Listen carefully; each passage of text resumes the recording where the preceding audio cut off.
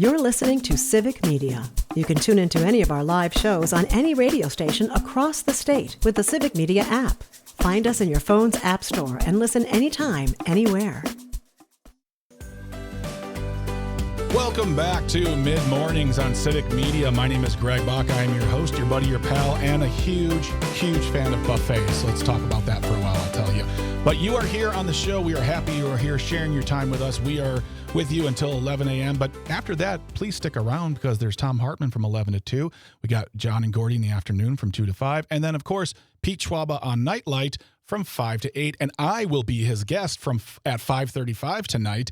So you want to stick around. If you can't watch on the live stream, you can always listen to it on terrestrial radio or get that Civic Media app. Again, it's absolutely free. See what I did there? That's a pun for you on a Friday morning. Download it, listen to it anywhere you'd like, and you can hear everything we have to offer here at Civic Media, not just talk, but we also have music stations. You can find news there, and you can text, you can call, and you can leave a voice note, and you don't even have to like me to do that. But it's all right there for you on the Civic Media app. Download it for yourself today for $0, absolutely free. At 10:35, we are going to have ourselves a discussion in audio sorbet about what in the new year haven't you gotten to yet? Not in the resolutions, but so much about the, a couple days off, I was going to fix the garage, or I was going to, do some housework, or I was going to whatever, whatever that may be. What is your to-do list you need to knock out before, let's say, January is over, so you feel like an accomplished adult? But that's going to be at 10:35 with Audio Sorbet. And then we wrap up the show with This Shouldn't Be a Thing, as always. And we hope that you stick around, and we're really appreciating, as we said, you being our listener, guest, and friend. So let's move along with our next guest. Our next guest is the dining critic for the Milwaukee Journal-Sentinel. She has been their critic since 2023, June of 2023. She explores Milwaukee through food, reviewing new restaurants, revisiting the city's best, sharing restaurant news, and telling the story of the chefs, staff, and dishes that shape the city's dining scene. That person, the dining critic, is Miss Rachel Bernard. Rachel, good morning. How are you today? Bernard, right? Bernhard. Bernhard. I get Bernard a lot, so no problem. I'm great. How are you? I'm well. Very happy you could be here with us on a Friday, and I have a lot of questions just because I think what your job is seems like amazing to me. Like your job is to, it's not just, I grew up in a certain time with certain kinds of media, and my idea of a dining or restaurant critic was always very stuffy in a suit with a bow tie, writing in a notebook, and all of the staff going, do they like the food we made? And it's all hindering on this one thing. And then, of course, it was comedy, so it was hijinks and a cake got in someone's face. But tell us, as the dining critic for the Milwaukee Journal-Sentinel, Rachel, what is your job? Like, what do you do exactly? So it's a lot of things. Mm-hmm. It of course is checking out new restaurants. Yeah. If anything is on my radar, I'm gonna go to it. I leave a little bit of time after they open, so I wait a little, like 4 weeks. Yeah. But yeah, so I'm checking out new restaurants. I'm going back to old favorites and Mm-hmm. seeing how they're holding up or if anything's changed. I'm sharing about restaurant openings and closings.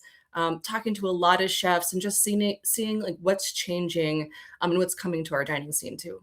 And I think that's something that I wanted to bring up too. And in the show notes today, I'm actually going to put your page on the JS Online there so people can see the stories that you've worked on in the past.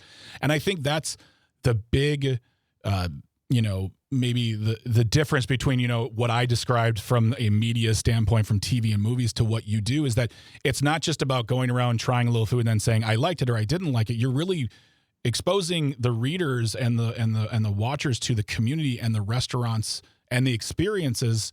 And it's not just about what you like, but it's also about sometimes there's heartbreak. A place is closing. Sometimes a place is opening. You are a journalist and you are bringing that community to the people. I think that's very interesting and how you do that. What is that what you came to? Is that was the job, or have you crafted this to like what you wanted to say in your voice? It's interesting because as I came onto the job, traditional food journalism was really changing. Hmm. So, I think there was that perception the way it used to be, with the very stuffy food critic who is anonymous. As you can Yeah. see, I'm not anonymous Yeah. anymore as my predecessors were.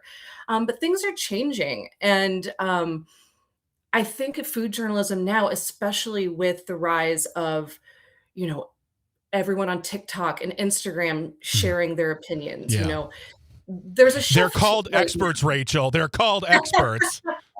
And they do such a good job Yeah. at getting people out to new places, and they do amazing things with that. But where my job differs a little bit is, I'm going into the restaurants and getting really detailed Mhm. about the service, the flavors of the dishes, um, you know, who else, like the vibe of the restaurant, like what else is going around. So there is a little bit of, stepping into the modern era, but still looking at food through a critical lens as well. And, telling the stories through words rather than, video, which I am starting to do that a little bit more too.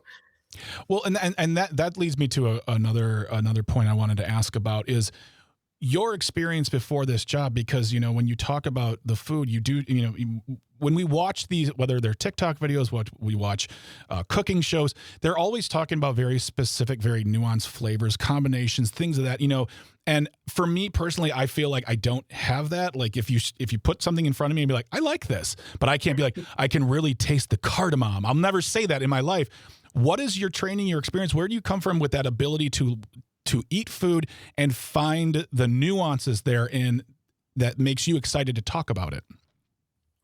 So it's kind of funny. Like I didn't come from a family that, we always loved to go out to eat, but Mhm. is a typical Midwest family. So we just had typical Yeah. Midwest food. But I really, started branching out when I was in college, like most of us do, and trying different kinds of cuisine that I hadn't before, and just really fell in love with different cultures through food, and like the different stories and experiences that food brings. So before this job, I actually worked as an editor at a cooking magazine Mhm. for about 10 years.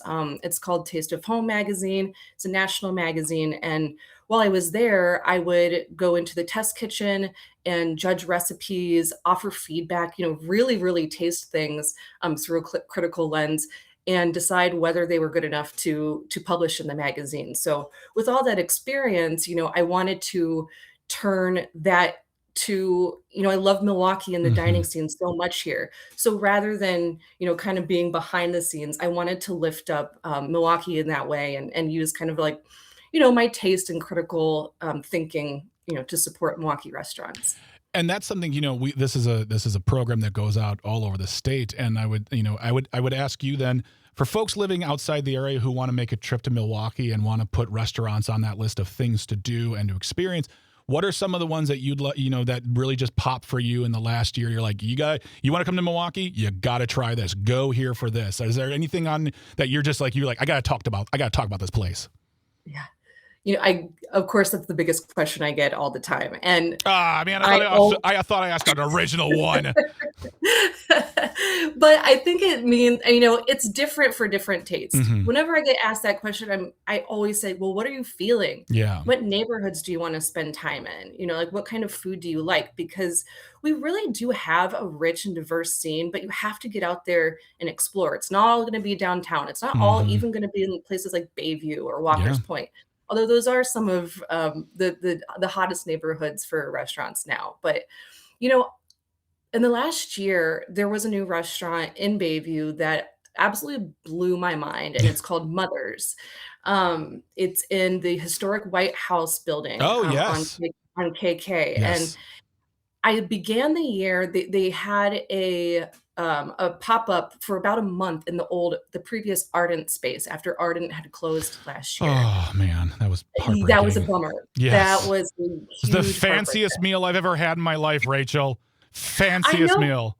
but they never made it feel pretentious at the same No. time. That's what I loved about them. That's an important. Okay, really quick. Well, I want to talk about but I want to talk about that one moment. We went to Arden for my anniversary, my 5th year anniversary, and I saved for this because it was an expensive experience, and it was worth the money. Not just because the food was amazing, but because the culture and the atmosphere. The owner of the restaurant came and sat down and drank wine with us and talked about the place. There was no pretension, and I think that's something also very much missing because in movies and TV shows we see these psychopath chefs who their lives are led by this one mission, but there are also these great chefs out there who are like, yeah, just have a drink with me and let's talk about how my mom makes the napkins. So sorry, I'm sad that Arden is gone, but go on this pop-up in that you're talking about. No, but this is the perfect segue because Vanessa Rose, the owner and chef of Mother's, was a sous chef at Ardent Oh. and her pop-ups started at Ardent. On Sundays, she would bring her like Justin Carlisle, who is the owner of Ardent. Mhm. He would open up his restaurant on Sundays and give her a platform to share her food. It's amazing. So yeah. I mean, we have a really supportive chef community in Milwaukee. They really want to help out other chefs. So anyway, in June, Vanessa was able to open her restaurant called Mother's, and it's fantastic. I was so excited for it because I had been to her pop-ups, and it's some of the most creative, like, wild food I've Mhm. tried. And it was my favorite opening of 2025, and everyone needs to go. Okay, so when you say creative and wild, when you say that, what is that? What did you see that made you go, oh my goodness? Because you eat food for a living. You judge food for a living. That is part of your job resume. And to me, if someone can make a food critic say, whoa, what is it about that food that made you say that? Well, it's kind of the menu is unlike anything I've seen in the city. So it is shareable small plates, which Mhm. I don't think are going away anytime soon. So we have a lot of those restaurants around Milwaukee, but it's the flavor combinations that you would not think would go together. Like she's making like a chicken tikka gnocchi and putting like black mustard seed over top. There's these like Madeira mushrooms, these like roasty Oh. mushrooms with the frito. It's really it's comforting, but unlike anything you've ever tasted. Oh my goodness. Okay, well, what was the name of the restaurant? Mother's, you said? Mother's, And and yes. and if you have the chance to go there too, the building is beautiful. It's historic. It's like over 100 years old, and I hope the best for them because I know that a lot of restaurants have tried in that location. It's a beautiful place, very well located, and yeah. So maybe I'll just put that on my list. We are speaking to Rachel Bernhard, who is the dining critic from the Milwaukee Journal-Sentinel, talking about being a dining critic here in Milwaukee and what she looks for in great experiences. And when we come back from the break, I want to talk about what you're looking at in 2026. So, personal tastes of yours, and I have a question I've always wanted to ask a dining critic with regard to just wanting to go out and have a burger. So more with Rachel Bernhard, who is our guest on mornings with mid mornings on Civic Media here. Don't go anywhere. If you have any questions, comments, what are your favorite restaurants around your area? I'm always looking for cool places in Wisconsin to eat, but you can do that by calling, texting 855-752-4842, 855-75-CIVIC. Leave a comment on the live stream, but go grab some water, grab a snack, come back. It's important to stay hydrated. My name is Greg Bach, your host, your buddy, your food enthusiast pal, and you are here. Stay tuned, stay informed, and stay close. You're listening to Civic Media. Stay up to date on the latest news and information for your local community and Wisconsin by signing up for our free email newsletter. Visit civicmedia.us/email to get started. Welcome back to Mid Mornings on Civic Media. My name is Greg Bach. I am your host, your buddy, your pal, and like Jenny on the live stream, a Chinese buffet enthusiast, as she said on the live stream. She's never met a Chinese buffet she didn't love and obey. We are talking right now with Rachel Bernhard, who is the dining critic from the Milwaukee Journal-Sentinel, talking about the job, what it entails, how she interacts and uplifts the community through her experience eating at the restaurants that are in our community. And we're talking just briefly about, what goes into the job and the job is telling us about what you're seeing, and tell us in 2026 are there new trends you see coming, whether it's dishes or styles of restaurants, how people are experiencing their food. What is on the docket for you for the new year? Yeah, so it's been really exciting in the last couple of years to see how diverse our food scene is getting, and that's going to be the case in 2026 Hmm. too. So, I think in the last couple of years we've seen like a big boom in Korean food, Yeah. and that's going to continue. I believe one of my favorite discoveries last year was this place called Soban in Mm. Hales Corners, and it's basically like the Chipotle of Korean food, but it's locally owned. It's owned by, a very sweet family, Hmm. and they're opening a location downtown, on Milwaukee Street, this winter. So very excited for that to come downtown too. I think we're going to be seeing, I mean, this year we're going to get so many different varieties of Japanese restaurants, as well. So, last year we had the opening of Cute Robot Japanese Kitchen in Walker's Point. It's so great. It's like, it's so comforting and Hmm. fun in there. Love that restaurant. And we're going to get more Japanese comfort food and street food in 2026 too. On Brady Street, the owners of Kawa, the sushi and ramen restaurant, are opening like a Japanese comfort restaurant Hmm. across the street from Glorioso's. We're going to get our first the conveyor belt sushi What? restaurant. Yes, Sushi Bay. Oh boy. It's they have one location in Kenosha, and they're opening downtown, I hopefully sometime this winter. I live in Kenosha. What are we talking about? There's a Really? yes. Wow, yeah. I have never been to Sushi Bay in Kenosha, but I'm very excited about them coming to downtown.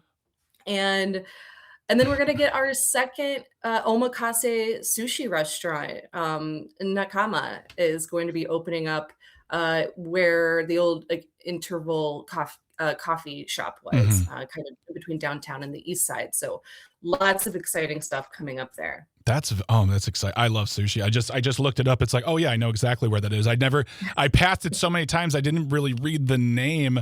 And there's another sushi place in Kenosha I want to check out as well. I can't remember their name off the top of my head, and I won't say their name unless I like them. But that's not the point. No one cares what I like. The point is, for me, Rachel, is something I've always wrestled with. Anybody who has a job, which is to ex- continually take part in a thing that we all do, whether it's a dining critic or a movie critic or a television or a book. Like I can go to a place that would get 1 star, but I really love. What is it like for you as someone who is paid and you're an expert and you have a defined palate when you're just like, I just want a greasy cheeseburger? Are you able to, one, find that, and two, enjoy it? Or is your brain always on to that like thing of, I'm taking it in, I'm contextualizing the flavors and whatnot? Can you just give me a sloppy piece of pizza, please? Greg, I am a trash food enthusiast. I A cheeseburger is probably my favorite food. Yeah. I go to Taco Bell. I love trash food Yeah. just as much as I love fancy food too. Okay. So I absolutely love finding those kind of like junky, greasy spots as Hmm. much as I do the fine dining spaces. Awesome. And that makes me actually happy for you, because I was thinking to myself, that must be, if you couldn't, that would be like just a prison cell. You're like, it has to have a certain amount of truffle oil on it. The thing you just brought up, one with the restaurant you brought up, but also in one of your top 10 to be on the lookout for, is the fact that it isn't just about Milwaukee. Milwaukee is a great place, but you talked about Hales Corners, and one of the places you mentioned was a deli in West Dallas called Gus's Deli. I'm a deli enthusiast, and what's it like just in the few minutes we have left, is like bringing that knowledge of outside the city limits to folks who may think, well, I'm not going to go all the way out to New Berlin, but there might be an amazing sushi place in New Berlin. Yeah, I think there's, that perception that all the cool hotspots are, in Milwaukee or like the neighborhoods I brought up Hmm. before. But you have to just go out and explore. And I'm still doing that too. I'm still very new in my role. and learning, what a lot of the suburbs have to offer. And they really do. Like, another one of my favorite restaurants that opened up last year is called The Inn, and it's in Heartland. Oh, Absolutely fantastic place. Incredible pizza, really good handmade pasta, just mhm. a beautiful, beautiful space. Like, so don't count those places out. Absolutely. And I would say, like for me, I always take friend recommendations, and if you try it, you don't like it, then you don't go back. But like those places, especially like in the Heartland where they're just doing a thing. They're like, yeah, we make the pasta. Okay. What do you want to order? Like there can be pretense around food, but then there are people out there who just make the food because that's how they do it. And it's amazing. And they're like, all right, I got to get back to the kitchen. Thank you for your thanks. I appreciate you. But like, that's really cool. So I really appreciate your time, Rachel, today. I really appreciate you coming on, talking about the job, and love to have you back to maybe just, talk about what you're seeing in the months ahead and get people exposed to what's going on. And Rachel Bernhard is the food critic, the dining critic at the Milwaukee Journal-Sentinel. She has been our guest today. And if you have any food thoughts, folks, send them our way. We're talking audio sorbet coming up in a little bit.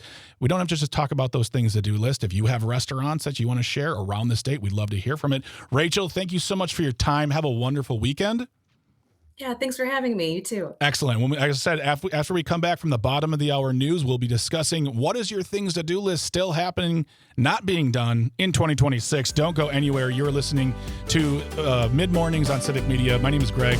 I am your host. Stay tuned, stay informed, stay close. Welcome back to Mid Mornings on Civic Media. My name is Greg Bach. I am your host, your buddy, your pal, the guy who you come to when you need me to help you move from your apartment to your house. But we are here today on the show until 11 a.m. But after we're done, don't worry. Got more programming coming your way after the 11 o'clock news. We've got Tom Hartman from 11 to 2. We have got Afternoons with John and Gordy from 2 to 5. And then Pete Schwaba and Nightlight from 5 to 8. And from what I understand, Calvin, by the way, is Sweet Calby is on the boards.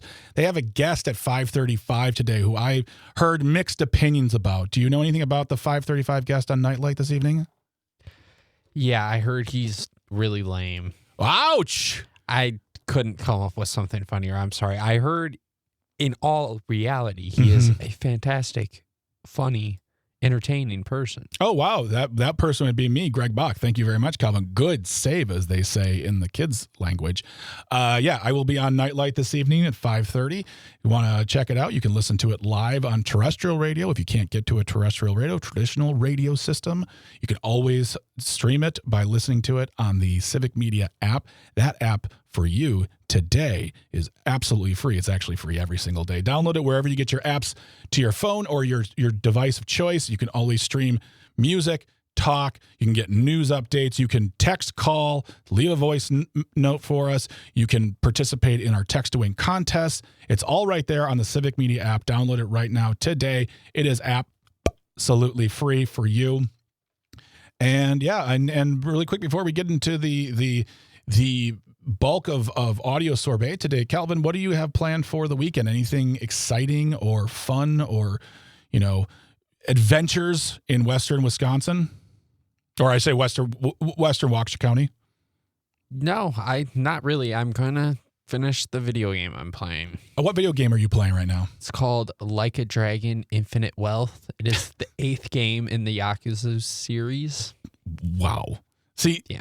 I always think that I know anything about anything, and then you just said all of those words. I've never heard of the series, the game. There's 8 of them. My goodness. How much more do you have left to play? I'll probably finish it tonight. I'd say I probably have 4 to 6 hours left. Maybe not quite that long. I don't know. I'm going to try to finish it tonight. See, I was thinking you were like, like 45 minutes, an hour and a half, 4 to 6 hours. That would be another 3 to 5 days for me. So, well, I appreciate you telling us, and I wish you good luck on your quest mission plan. I don't know what you call them in the game, but quest, yeah, that's probably an app description. There we go. All right. Well, I'm glad you have a fun weekend ahead of you, and want to know what's going on for everyone on the weekend, specifically about, the things to do list. One of the things that I've personally can struggle with are getting chores done, getting errands run, getting the things that those little everyday things. And I made a list before the new year. We had off last week. We had a nice long break, and I made a list of things for myself to get accomplished, and I found that I did not get them done.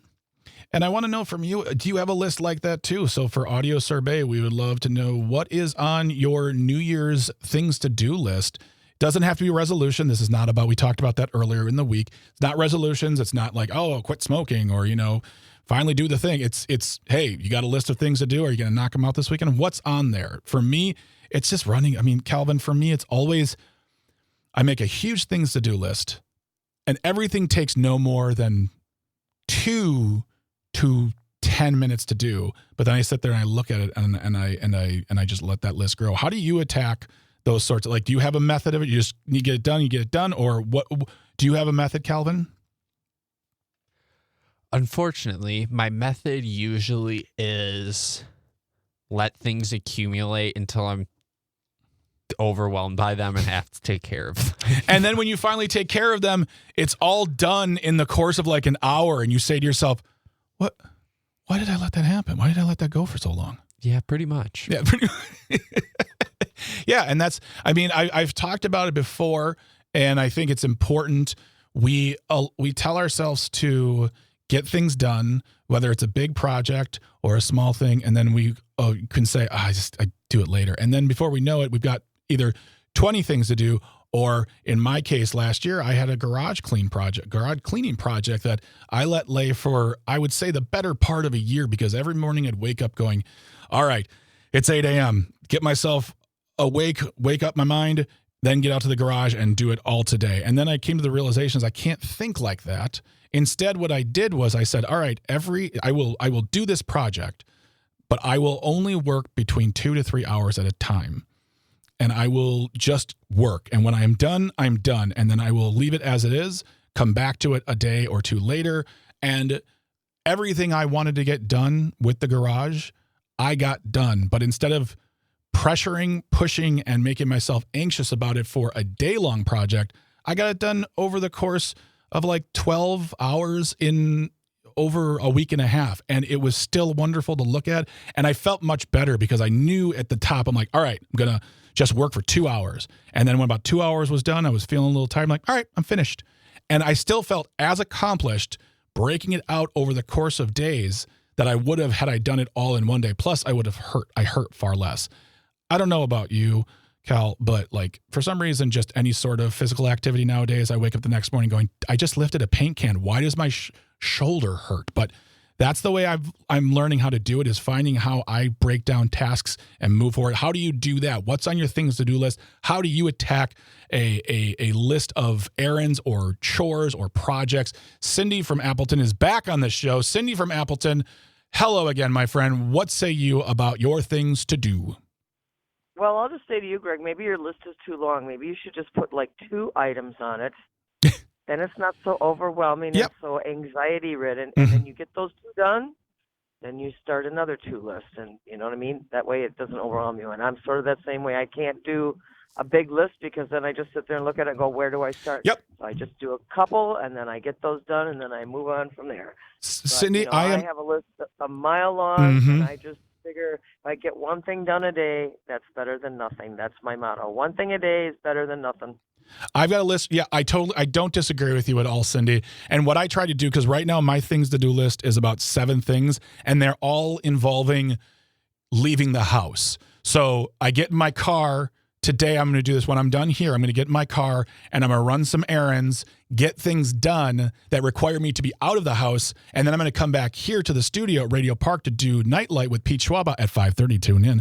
But I don't disagree with you, Cindy. I feel like if a long list to do is something that just also gives you that sort of that place of, oh boy, just do 2 things. What are the 2 most important things? Or here's another point. What are the 2 things that you can get done the quickest, but then feel that accomplishment? Then you can move on to the next thing. Cindy, thank you. That's a very good piece of advice. All right, Cindy, thank you so much for calling. Appreciate your time. Always love hearing from you. And yeah, I mean, that is you have to find your path to getting things done. and you can't let anyone else tell you how to do things. I think that's also very important. Sue from Franklin, listening on WAUK, she says, not really a list, but trying to declutter, doing in small amounts. Did one shelf at a time of wine/drink glasses, done 2 out of 3, and have donated about 20 glasses and still have too many. I'm going to do the 3rd shelf later. This morning, I cleaned under my sink and tossed/donated a lot.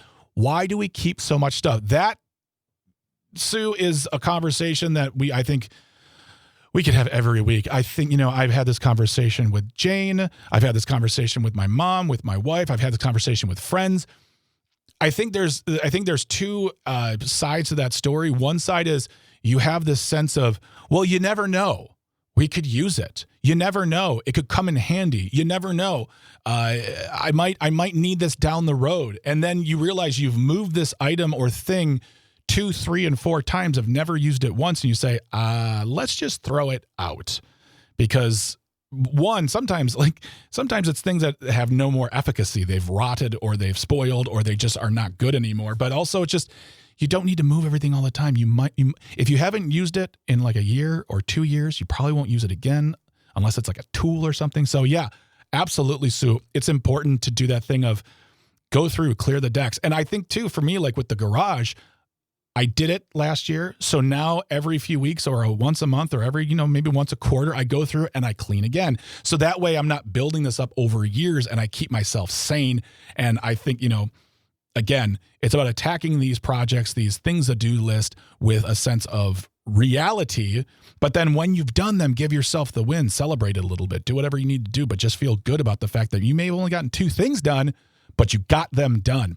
Terry, listening on WAUK, says, life can be overwhelming. I like your strategy. How to eat an elephant, 1 bite at a time.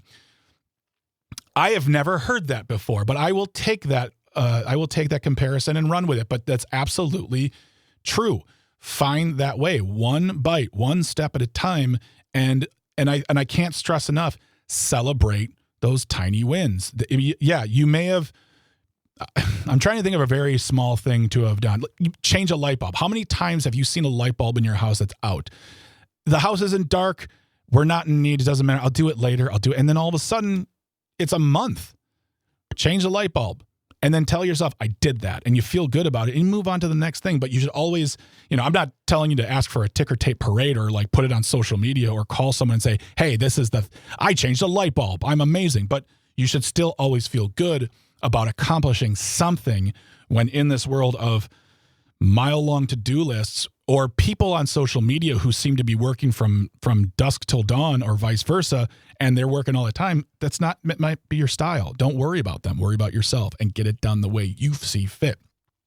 Brett, listening in Brown Deer on WAUK, he says, now I'm the opposite. I like to get things done, then I hit them all at once, but I'm not, well, he says, I'm not normal. It's not a matter of normal, Brett, and I know you're smiling and laughing while I'm saying this, but it's how you get things done. Can you wake up at 6 a.m. and work tirelessly on a weekend, like a Saturday or a Sunday, and then by 8 p.m. you have accomplished everything you get done and you kick back and you enjoy whatever you want to enjoy? That's great. But I think that what we have to tell people is it's okay that you're not like that, or it's okay that you only did 2 things, or you only did a project for a couple hours, and you still get to kick back and enjoy your day. I believe you've earned it. So I believe that that's what you need to do to find your center, to find your peace when you're looking to attack those things to-do list. Liz in Saukville, listening on WAUK, says, having updates done to our interior of our house, and my personal fave, booking a trip to the Mediterranean. There you go. Boom. I mean, that's the ultimate treat if you ask me. I mean, if you need someone to come with you, Liz, to help like carry your bags or grab your drinks, I'm always available, but we'll talk about that another time. But yeah, absolutely.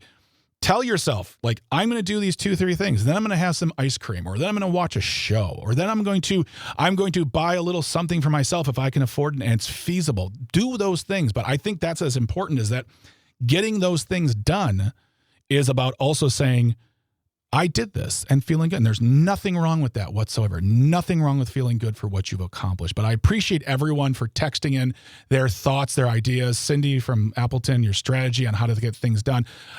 Eating elephants 1 bite at a time. Absolutely. Totally agree with you, Terry. And we appreciate you always listening and being a part of this. But when we come back, this shouldn't be a thing. What the Flock edition right here on Mid-Mornings on Civic Media. My name is Greg Bach. I am your host. Don't go anywhere. Stay tuned, stay informed, and stay close. You're listening to Civic Media. Find the latest news, information, and archives of all your favorite shows on the Civic Media website, civicmedia.us.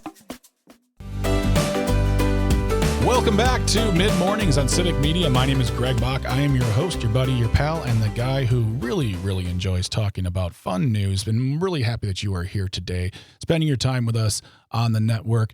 We are always able to be called, texted. You call 855-752-4842, 855-75 Leave a comment on that live stream. As we said before, after the show today, we've got Tom Hartman coming up from 11 to 2. Then we got John and Gordy in the afternoon from 2 to 5. And then we have Pete Schwaba with Nightlight from 5 to 8. And I will be the guest at 5:30 this evening. So if you want to listen to me talk about probably comedy and entertainment and making dumb jokes, more of the same of today, then tune in.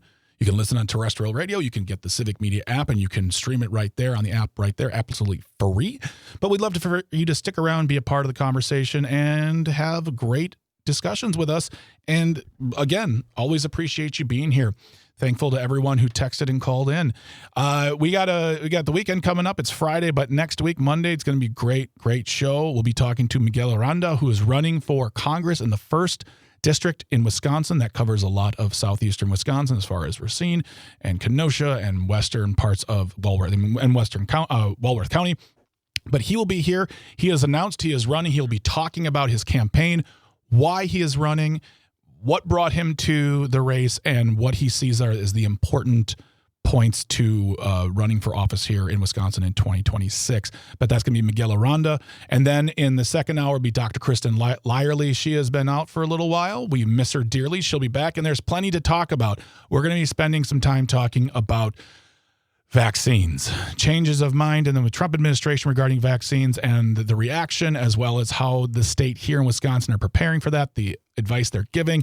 But that will be in the second hour on Monday with Dr. Kristen Lyerly, Civic Media's very own host of the Dr. Kristen Lyerly Show. You can find that here on the network. But don't go anywhere. We want you to stick around. We love having you around. But it is 10:54, almost 55, which means it is time for another edition of This Shouldn't Be a Thing.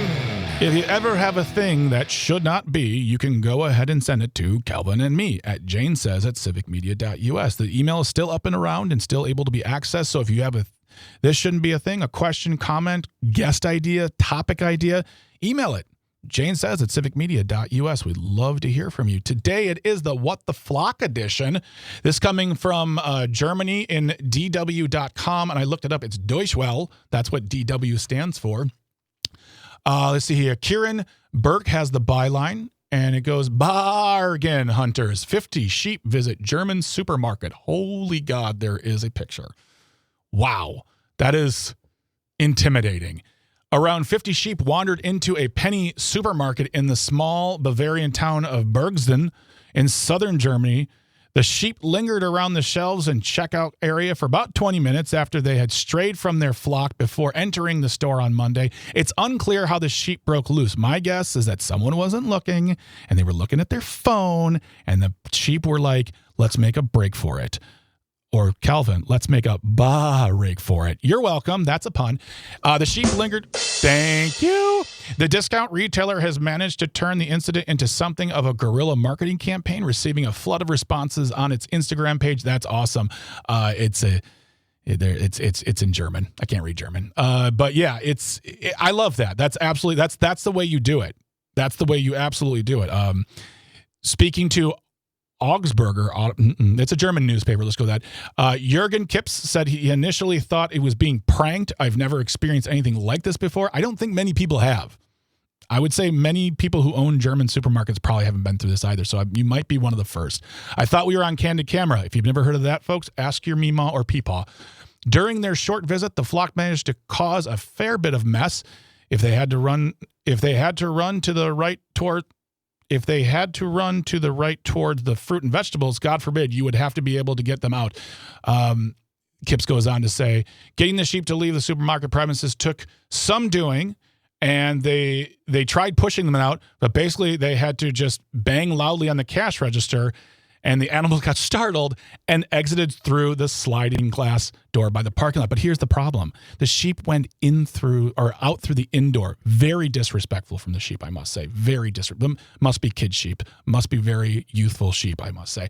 But yeah, that is all well and good. And the flocks, didn't cause much damage and weren't there for long. And luckily they made use of it. I would actually go on this. Penny Deutschland is the Instagram handle. They have 125,000 followers. That's pretty cool. But they've made good of it. They've made fun of it. They've had a good time. And hopefully they're selling more gift cards and energy drinks than ever. And that brings us to the end of another edition of This Shouldn't Be a Thing. As always, I always want to thank all the people involved who do this and make this show happen. It is Calvin. It is Tucker. It is our traffic department. It is our engineers. They come together. They do all the things. And without them, I'm literally sitting in front of a microphone that does not work. So without them, there is no me. We want to thank everyone who called, texted, wrote in, everyone who participates in the show, people who just listening and watching, you're giving us your time. We truly appreciate you. We do not take it for granted. Without you, there is no us. So thank you for that. As I said before, Monday's show is going to be absolutely amazing. Miguel Aranda in the first hour talking about his run for Congress in the 1st District of Wisconsin, and then Dr. Kristen Lyerly in the second hour discussing vaccinations, news guidelines from Washington, and how parents, doctors, and the state of Wisconsin are reacting to those guidelines, how we are staying safe and staying healthy here in 2026. That's a great conversation we're going to be having, be a part of that as well. Again, thank you so much for your time, your energy, and your thoughts in our conversations here on this show. Don't go anywhere after the top of the hour news. We got Tom Hartman, and then great programming throughout the night, including me on Nightlight with Pete Schwaba at 5:35. Ask me any questions about comedy or entertainment you want. Listen in. We want to hear from you. Have a wonderful weekend.